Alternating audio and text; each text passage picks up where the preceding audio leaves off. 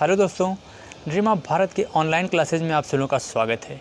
दोस्तों, आज हम एक टॉपिक लेकर के आए हैं और आज का जो टॉपिक है वो है सती प्रथा। भारत में एक ऐसी सामाजिक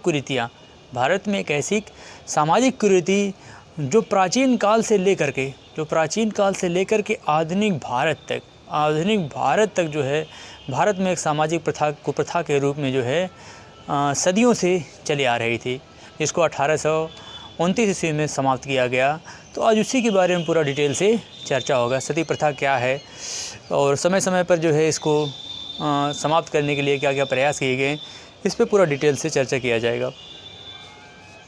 अगर सती प्रथा की बात करेंगे तो सती प्रथा जो है भारतीय समाज में प्राचीन काल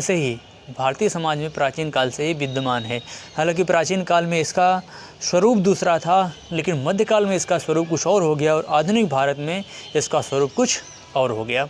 प्राचीन काल में देखेंगे तो जो अगर पौराणिक रूप की बात की जाए तो पौराणिक रूप से सबसे पहले माना जाता है कि सती प्रथा जो सती देवी थी, दक्ष राज की पुत्री थी और उनके पिता के द्वारा उनके पति यानी भगवान शिव को जो है अपशब्द कहे जाने के अनुसार जो है उन्होंने जो है यज्ञ में वो जो है अपने आप को यज्ञ के हवाले कर देती हैं। तो यहीं से माना जाता है कि सती प्रथा की शुरुआत होती है। लेकिन सवाल ये उठता है कि सती प्रथा उस प्रथा को कहते हैं जब पति की मृत्यु हो जाती है, तो पति की मृत्यु के बाद जो है पत्नी स्वेच्छा से, हालांकि प्राचीन काल में पत्नी स्वेच्छा से जो है अपने आप को अग्नि के हवाले कर देती थी, यानी सतीत्व को प्राप्त कर लेती थी।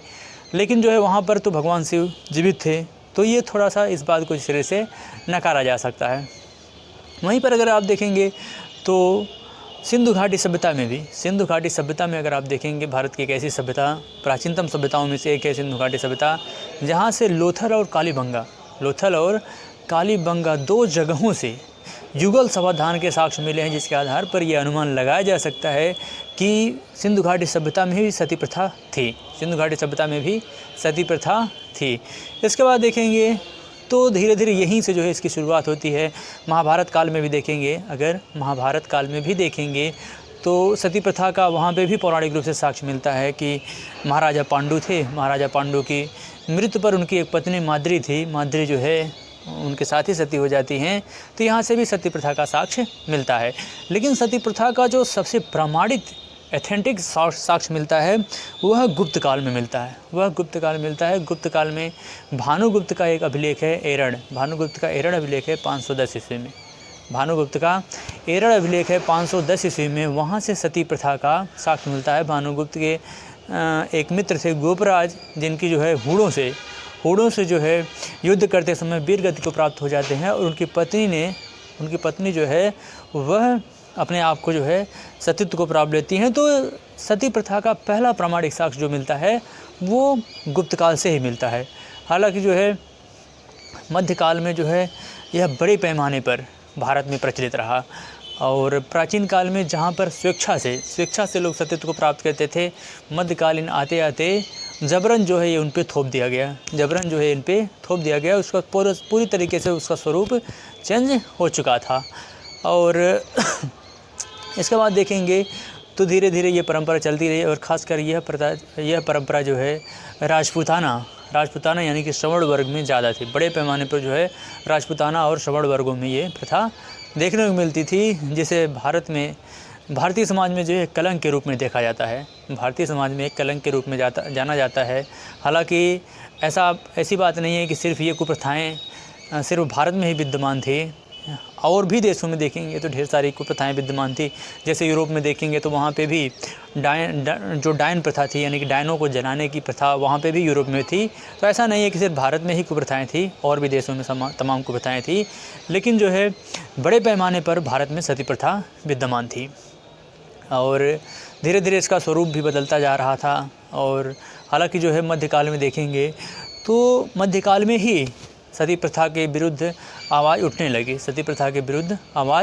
उठने लगी। यहाँ पर देखेंगे तो जब भारत में यूरोपियों का आगमन होता है, आपको शायद ये जान के हैरानी होगी कि एक पुर्तगाली गवर्नर था फ्रांस अल्बुकर्क जो है एक पुर्तगाली गवर्नर था जिसने पुर्तगाली बस्तियों में सती प्रथा को प्रतिबंधित कर दिया था, जिसने पुर्तगाली बस्तियों में सती प्रथा को प्रतिबंधित कर दिया था। इस वजह से जो है उसको राजा राम मोहन राय का अग्रगामी कहा जाता है। उसको जो है अल्बुकर्क को राजा राम मोहन राय का अग्रगामी कहा जाता है। हालांकि जो है सती प्रथा को प्रतिबंधित करने का प्रयास जो है मुग़लों ने भी किया था। मुग़लों ने भी सती प्रथा को समाप्त करने का प्रयास किया था, अकबर वगैरह ने भी। और देखेंगे तो यहाँ पर मराठों ने भी सती प्रथा को प्रतिबंधित करने का प्रयास किया था। यहाँ तक कि देखेंगे तो छत्रपति शिवाजी महाराज की जब 1680 ईस्वी में मृत्यु हो जाती है तो उनकी एक पत्नी माद्री, उनकी एक पत्नी जो थी पुतलीबाई, उनकी एक पत्नी पुतलीबाई जो है वो भी उनके साथ सतीत्व को प्राप्त कर लेती हैं। यहाँ तक कि पौराणिक काल में अगर आप देखेंगे तो भगवान श्री कृष्ण की 4 पत्नी जो है श्री कृष्ण की मृत्यु के बाद जो है वो सतीत्व को प्राप्त कर लेती। तो ये था जो है पौराणिक की बात। इसके बाद देखेंगे सती प्रथा को धीरे धीरे 18वीं शताब्दी में ही सती प्रथा के विरुद्ध जो है तेज़ी से उसको समाप्त करने के प्रयास प्रारंभ हो गए और एट लास्ट में जो है सती प्रथा भारत से अंतिम रूप से समाप्त करने का जो श्रेय जाता है वह राजा राम मोहन राय की सहायता से। और इस समय जो भारत का गवर्नर जनरल है, हालांकि भारत का गवर्नर जनरल तो नहीं था, अभी ये बंगाल का ही गवर्नर जनरल था, लॉर्ड विलियम बेंटिंक जो 1828 से लेकर के 1833 तक बंगाल के गवर्नर जनरल तथा 1833 के चार्टर अधिनियम के तहत जो है यह भारत का गवर्नर जनरल के रूप में तब्दील हो जाता है। ठीक, तो इस समय यह बंगाल का गवर्नर जनरल था और फलस्वरूप जो है राजा राम मोहन राय के सहयोग से ही सती प्रथा को प्रतिबंधित कर दिया गया। हालांकि 1829 ईस्वी में यह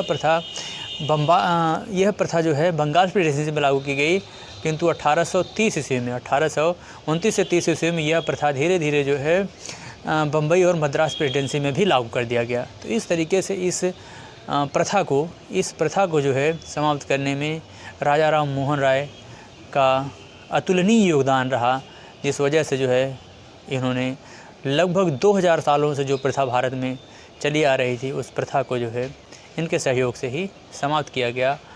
और इसी के साथ ये भी टॉपिक समाप्त होता है। अब इजाज़त दीजिए। जय भारत, जय हिंद।